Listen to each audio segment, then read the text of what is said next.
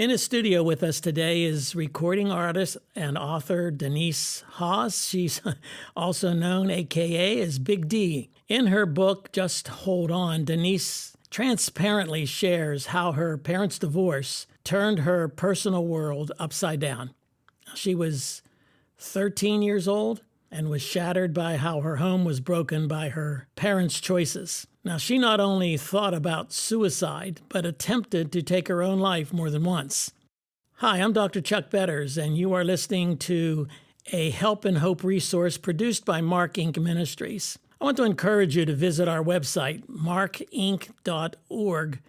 where you can access many more stories like Denise's. Now, one of our series, especially for teens and young adults, has a lot of profound topics we deal with. Each one is especially designed to help teens and young adults navigate many of the challenges of living in this fallen and broken world as a teenager. Now, my wife Sharon is also with me here in the studio. Sharon, how about taking a moment to introduce our listeners to Denise? Yeah, thanks, Chuck. It's really kind of interesting the way that I met Denise. I was speaking at an event and a woman told me that I needed to get Denise's book because her story was just really profound. And so that's how I first got to know Denise, was through her book, Just Hold On.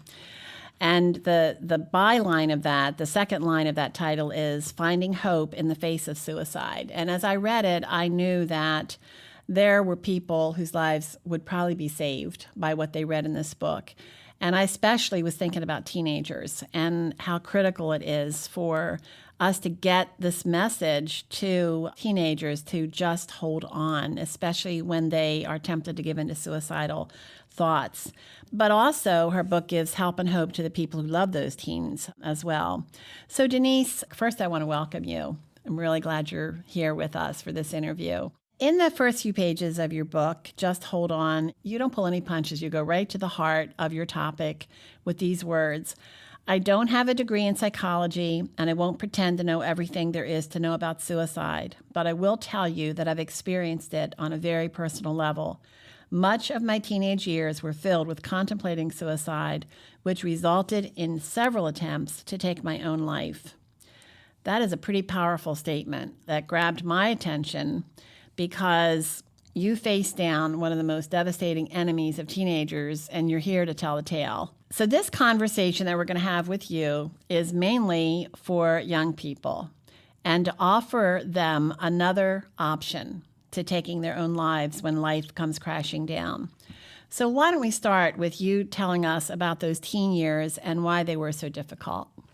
I think it really did start at my parents' divorce. My birth mother, she was an alcoholic, and so she left when I was 3. Which my dad got custody of the 3 of us kids. I have a sister and a brother older than I am. They're twins. And so in the 70s, early 70s, my dad got custody because she was really, really bad. And then he married again. And so my stepmother became my birth mother. She really did. And so since I was the youngest, I was home longer, and I was probably about 5 years old when we started to, when she came into the house and stuff. And so she raised me. And when I hit, 12, 13 years old, and my dad decided he fell out of love with her, I didn't understand that at all. And then the next thing I knew, she was gone, and my stability was gone too. That was devastating to a point where I didn't realize how devastating it was. And so at that point, it started an avalanche into my soul, really. And so I didn't know what was up and what was down. Then we moved to another city because there was another woman involved now. So we moved to a new house, new city, new school. In the new school, I was what they call bullied today. I was made fun of because of my hair. And I had naturally curly hair. I still do. And back then, there was a certain style, which was Dorothy Hamill style. All right. So when that's naturally curly hair, you have to keep it long so it can hold it down. It needs weight to hold it down. And so I didn't have that. It was before my stepmother, before she left, I actually got this Dorothy Hamill cut, and it made my hair look like Bozo. So going into a new school, and they made fun of me, and it's just like, I didn't want to wake up, every day. This is 7th grade. I just, this is this grade, the middle school, is where I understand it most, because this is where it started for me. And this is where it starts for a lot of people. And I just didn't want to get up in the morning, let alone go to school. So I made a decision after months of this, and even months seems like forever when you're a teenager. I made a decision, and I had been singing already with my stepmother. She had gotten me a few gigs when I was younger, and so I was already in that groove. But when she left, it was all over for me. My singing career was done, and so. But I thought, you know what? I made a decision. I'm either going to be a famous singer, or I'm going to kill myself. This is what I concluded. The only two options I gave myself. It's the only thing I could see. And so I went on for, the next few years. I actually spent from 13 to 18 in a state of perpetual suicidal thought. Of course, it got worse in the middle there, and certainly the worst at the end. The more you entertain something, the more you dance. I call it a dance with suicide. And once you're in charge at first, it's an idea. And I can say honestly, at the beginning of this dance, I was just wanting to get attention. I just wanted, I don't know, it's kind of hard to explain what kind of attention I was looking for through this, but just any kind, I guess. And I lost my stability. And so maybe I was just looking for some stable attention or something. But what happened was I was just lost and dancing with this idea. And the more I danced, the stronger it got. And the stronger it got, the more it took the lead. And by the end of it, I didn't have control. So another thing happened too that is in my book, because it's really honest. It's simple. It's I'm just being honest in there, and it's just like talking to me when you read it. And I felt like before the divorce, even though I had a rough beginning, it was kind of healed with that stepmother. She was very good. She really knew how. She already raised 3 kids. And she was, just able to do this, and she did it well, motherhood. And what I had before the divorce was confidence. I didn't realize I had that until I lost it. And then after 13 or whatever, after she left, I had no confidence left. And so insecurity was born on that day. That added a lot to really my self-image, who I was. And with all the other voices telling me I was ugly and I was, all these other things, what are you going to do? What are you going to do with that? I had nowhere else to go. So, I'm caught by the title of your book, which is Just Hold On. I'm caught personally by it because I sign all of my letters in his grip. And when we lost our 16-year-old son, Mark, it wasn't me holding on to him. It was him holding on to me. And that's why I refer to my own personal life as being held in his grip. Why did you name your book Just Hold On? What's the significance behind that? Well, I guess it's just that, life changes. It always changes. I wouldn't know this, and I didn't know this back when I was a teenager because I didn't have enough experience. I didn't know that the ebb and flow of it's good, it's bad, it's good, it's bad, it's good, it's bad. It'll get good, it'll get, you know what I mean? These things, the ebb and flow of life, it doesn't always stay the same. And so I didn't realize that. And so with this title, I'm trying to encourage people to hold on because it will get better. Life changes. There's just no other way. There's no other way around it. If you look at anything that if we just give up, if we give up, like, I don't know, the guy that did Kentucky Fried Chicken, that guy, right? Failure after failure after failure after failure after failure in his life and his business. And by the time he was in his 60s, he says, what am I really good at? Oh, I'm good at cooking chicken. What if he hadn't held on? We wouldn't have Kentucky Fried Chicken today, right? And that's good stuff. So there's just a principle, an overarching principle that we need to hold on because life is going to change. It's going to get better. When you were a teenager, 13 years old, you said 13 to 18 roughly was when you were dancing with suicide. If someone had told you, just hold on, when you were 13, what would your reaction have been? Why should I? There's nothing better for me. That's the way I thought at the time. And I understand that. And that's why in the book, there's a note to self. where I talk to my 49-year-old self talks to my 13-year-old self and says, look, you have a future. I'm telling you, this is your future self telling you now, you got to hold on so that you can experience and realize that there is life. There is life after your teenage years. It does get better. It will change. That's a perfect segue into my question, Denise, and some thinking about that teenager who, as you said, is dancing with suicide, is contemplating that that's the only option that he or she has. Maybe she's tried or he's tried, they failed, but now they're planning their next move. Why should this teenager not take his or her own life? There are 5 really good reasons that I give in that book. The first one is collateral damage. Suicide kills, and not just the one who takes their own life. One of the reasons that I didn't succeed, and I wasn't really trying too hard at the beginning, like I said, I was trying to get attention. I was kind of dancing. I was leading the dance, 13, 14 years old. I lived with my grandmother. And I'll tell you what, one of the biggest problems to my success in suicide was I didn't want to ruin her life because she would blame herself. And who wouldn't and who doesn't? It's not possible for humans not to blame ourselves when something like this happens. And it's got to be the worst feeling in the world. I've never lost anyone to suicide. Okay. But I know people and I've interviewed people who have, and it ruins your life. And if you can't, you can't get past it. You can't get over it. You can't, you just have to get through it. And it changes the course of the living their life. So one of the things that we need to think about is the collateral damage. Okay. So maybe you want to hurt somebody. I'll show them. They won't treat me like this. I'll show them. But what's going to happen is all those people that you're going to hurt without meaning to hurt. Your little 3-year-old or 4 or 5-year-old sister, 7, maybe take it 9-year-old sister, brother.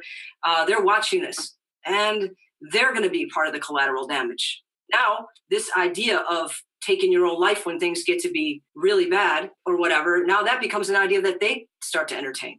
I don't think that anybody wants that to happen. It's worth exploring these reasons. And that's a really good reason not to take your own life, is the collateral damage that you will cause as a result. So that's the first one. I think you said the second one is there are worse things than dying. What is worse than dying? Right. Well, there's stories in the book and there's stories all over the place where people have attempted suicide and have failed. And I know personally in the place that I live right now, it's a very small town. There's like three cities here, but they're really small. A guy a few years ago, he shot himself, and he's been going through painful surgeries ever since to reconstruct his face. For a long time, he could only drink from a straw. And they had to do a surgery to reconstruct his jaw and stuff. So yeah. And then there's other people that, have jumped off of bridges and they've lived. Just because you try doesn't mean you're going to succeed. And your second, situation before you tried might be worse than your first. And so it's not the smart thing to try this, because the worst thing could happen. And what about number 3? You are worth it and you matter. Just to say those words, you're worth it, you're valuable and things. That's good, but there is a reason behind that. That is, it's unchangeable. So if we go to the store and we buy, a bicycle or something, there's a creator to that bicycle, and that creator that made that bicycle, has put value on that. It was worth enough for that creator to make it. But the thing is, there's a creator involved here. And he says that we are made in his image and we are valuable just because of that. Just because we're made in God's image makes us valuable, makes us worth it, and makes us matter, because, God doesn't make no junk. And so if you want to know the other reasons why suicide is not a good idea, you can get Denise's book, Just Hold On. And I am giving the PDF if somebody wants that, or the digital book. So on my website, you can actually do a Kindle, and it's also in the other format. There's a Kindle and the other one, the Apple. You can just download it to your phone. It's a free book. This book is free so it's not on Amazon. It's just I have the rights to these digital books, and so I'm just giving them away. And so I just want people to get. I mean, they got to give me their email address, I guess. So, but other than that, I'm giving this book away on my website, justholdonbook.com. What are some of the choices that people affected by suicide can make, like a family member, to break that chain, to put into their own life protections? For instance, you think about the young person who says, both of my parents were alcoholics, I don't want to be an alcoholic, and therefore I'm not going to imbibe, I'm not going to drink. So when you've experienced the loss of a loved one through suicide, what would be some of the ways that you would say to a teenager, okay, these are some of the things that you need to do as a teenager to help keep you on a safe pathway? Yeah, I think some of this stuff is pretty simple too. It's like sometimes we just need some sleep. Okay, I know that sounds simplistic, but sleep, water, and good nutrition, while very boring subjects, are very needed in our lives, in our bodies. Our bodies need sleep. Our bodies need water. I mean, we're made up of a lot of water. Much of us is water, and so we need to replenish that. A lot of the signs of depression are, also signs of dehydration. Can't think right. I need water. Or poor nutrition, protein and things like that. Not only living on coffee. You can't do that and expect to be okay. You're gonna slip into some kind of mental issue just from those things. So those are just basic things. But a lot of times in this society, especially, we skip over that stuff. Skip over nutrition. It doesn't matter. It's a mental disease. Well, it's not. It's not always. A lot of times it's just a simple fix. Sometimes maybe these things they pile on each other too, and cause this, this horrible feeling in us. And there's also physical pain and prescription drugs. And I interviewed one mother of a guy who took his life. That he was a normal, regular guy, no problems, no mental problems, no history. He got in an accident, car accident, and the next thing he knew, he was a drug addict. And so he went to the pharmacy and he held up the pharmacist because his doctor wouldn't give him any more. It's a regular guy. He was a regular guy. And so now he held up the pharmacist, got the drugs and apologized. The pharmacist said, I've never been held up by anyone so nice. He was polite. He was like, I don't want to be doing this, but he was desperate. And so he went and he just knew that he was in big trouble and he just couldn't, his mind wasn't right because of the prescription drugs. And so he shot himself. That's incredibly sad. So prescription drugs, being addicted to drugs, illegal drugs, the cycle of addiction, people they're lost. They're like, also, traumatic experiences. You're a child and some horrible things have happened to you. What's your response to that? Well, as a child, we have barriers and walls and defense mechanisms that kick in, but later on they can come out, and why am I depressed? Well, it's not maybe mysterious. Maybe there's something in your past that you need to deal with.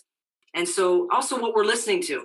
When I was a teenager and I was going through all this, you know what?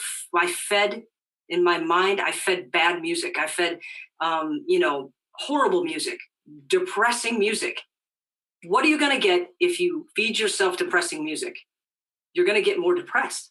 So it's what we listen to. It's what we feed ourselves. It's the things we're lacking. And so there's a lot of reasons that we could be in the situation of depression. When we were struggling with the loss of our son, Mark, there were people ahead of us in that journey.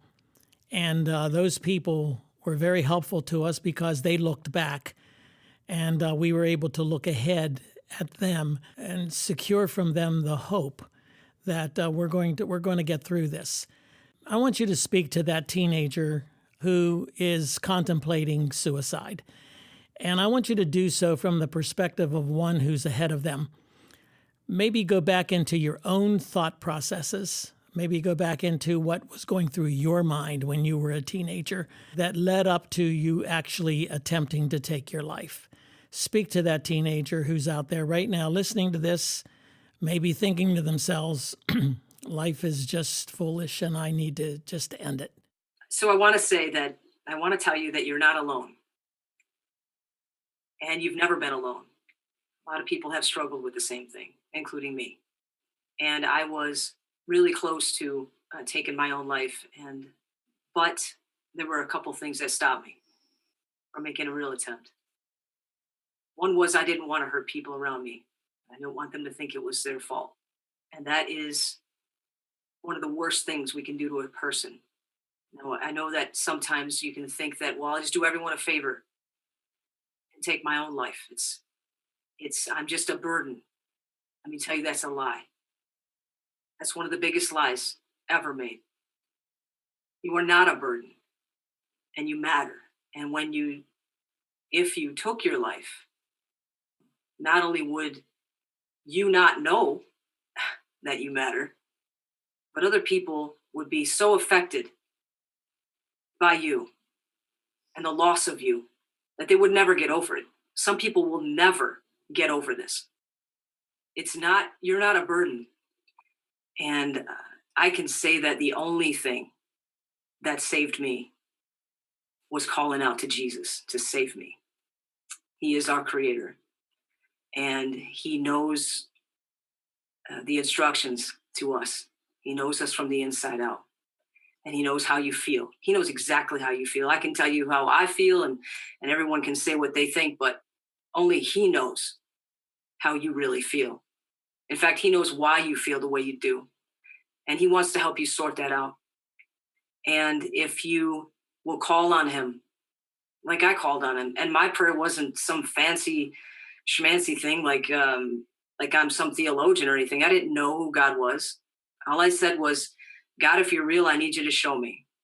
And that was at the very end of my struggle with suicide. And so if you're at that point where you just absolutely have nowhere else to go, and maybe you've tried before and you failed at suicide, and the lie again is that you can't win, you can't succeed, you're just failure all over the place. But that failure is actually success, because if you can call out to Jesus, he will fix what's broken in you, and you will never be the same.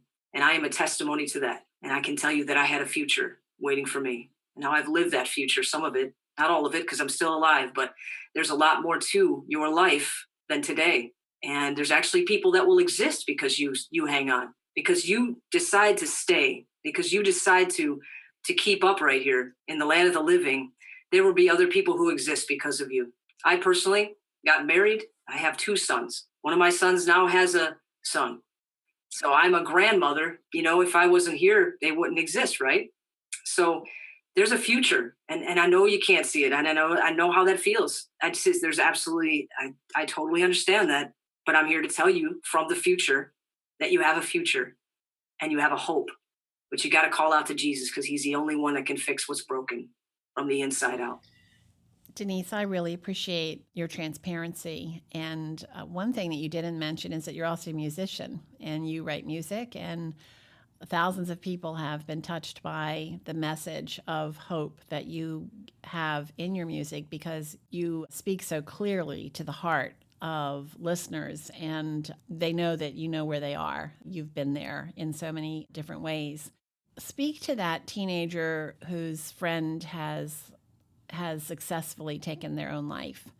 How can that brokenhearted young person face each day and find purpose? You have to hold on. Time won't fix everything, but time is helpful in the healing process. And it's devastating right now, but time will help ease that pain. It won't take it away, but it will help to ease the pain. I want to say also that it's not your fault. And if you had said something, if you hadn't said something, if you had written a note, if you had called, if you had texted, if you had Facebook messaged, if you had done something, none of that matters in the death of your friend. None of it. Not one bit of it. We need to do well. We need to pay attention to people and treat them right. But it's not our fault if they die. You mentioned earlier in this interview dancing in a culture of suicide. At what point for you did you break out of that culture? And was there one thing in particular that kind of forced you out of that culture? Well, I think that at the end of my journey in this, from 13 to 18, toward the end of my 18th year, I didn't care about hurting anyone else anymore because I had been dancing with it so long that it took over, and it was leading the dance, and it was out to destroy me. I had attempted several times before that, but this time it didn't matter anymore. I just really, I really made a serious attempt. 3 nights in a row, I did this. I was also doing cocaine and drinking heavily at the time, and living with a man, and it didn't matter. I didn't have any hope at all. I was taken over, and so I went to sleep one night after those 3 attempts, and I had a dream. And this form of a man said, "You have 1 week to live." Now, I had been told the gospel, the good news of the gospel of Jesus Christ when I was 14 years old. But I said this prayer, but I didn't really believe it. But I went on, but that was a seed. And at this point, I interpreted the dream as being God telling me, "You have 1 week to live, and I'm never going to try to get your soul again. You won't be, this is my interpretation. You won't be able to get saved ever again. You may live on the earth. You may not die physically, but when you do die, you're going to go to hell, and you won't have any other chance." And so I got drunk for 3 days over that because I thought I had 7 days. And on the 4th day, I don't know why, but I think I went to sleep not drunk. Before I went to sleep, it was February 13th, and I said, "God, if you're real, I need you to show me." And I woke up the next day, never the same.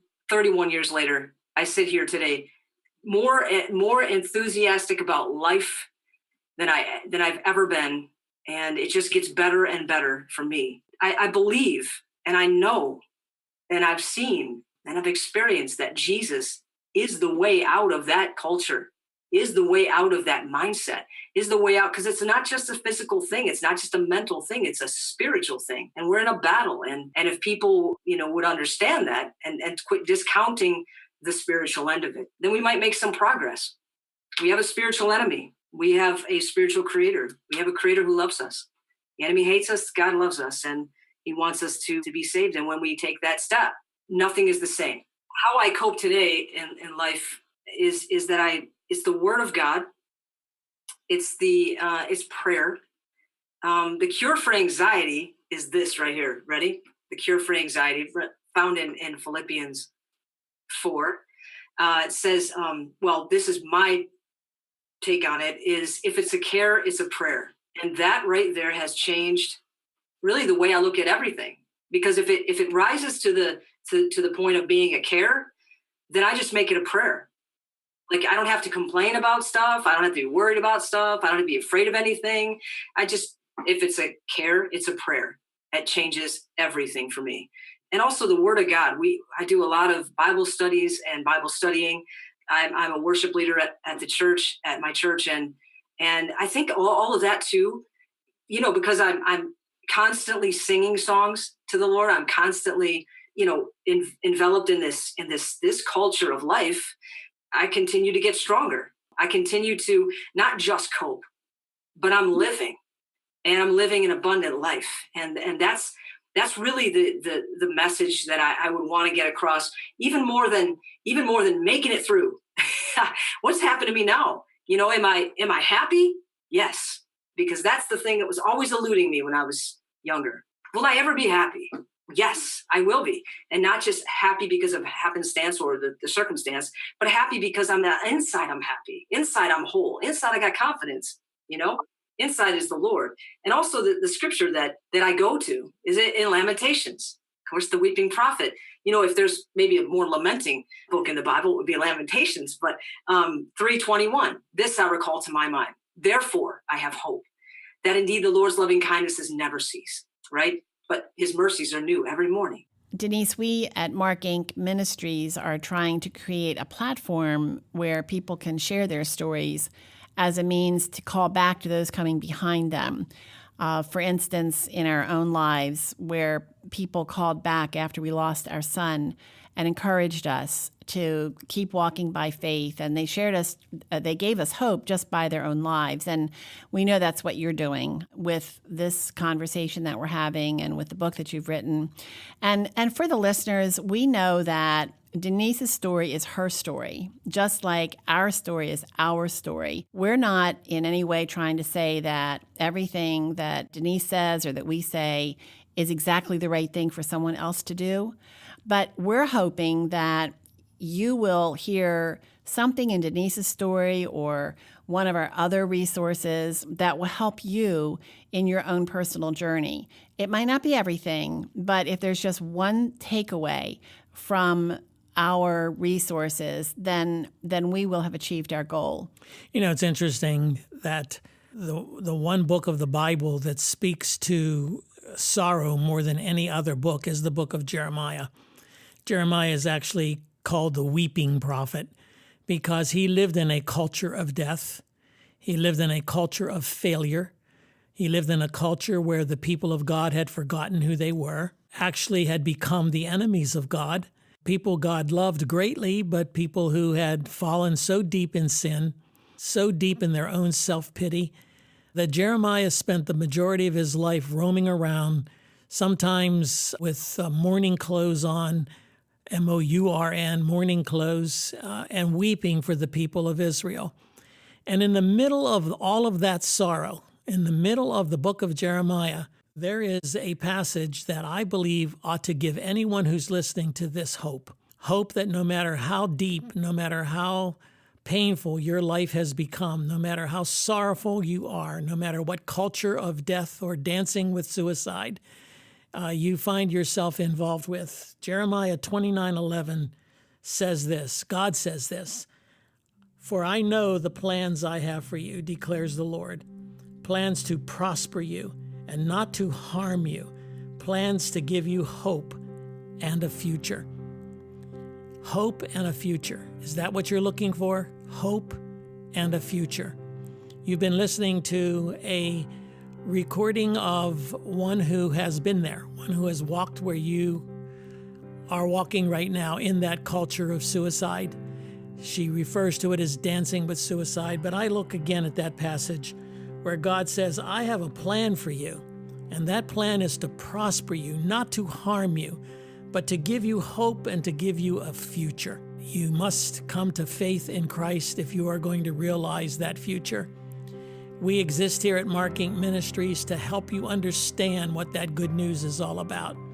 And we would be more than happy to talk with you about this, more than happy to show you how you can get a hold of Denise's book, Just Hold On, and maybe to take this particular resource and make it personal for you. So visit us at markinc.org. There's contact information there. If we can help you to understand more of the hope and the plan and the future that God has for you, that's why we're here. That's why we exist. Denise, I want to thank you for your willingness to come on and tell with such transparency your story. I know it's been hard opening up those scars, opening up those wounds, but your willingness to do so because of that teenager that's listening to this. I want to commend you for it. I want to thank you for it. And if we can be of help to you, visit us at markinc.org or give us a call at 877-MARK-INC. Thanks for listening. To God be the glory. Have a great day.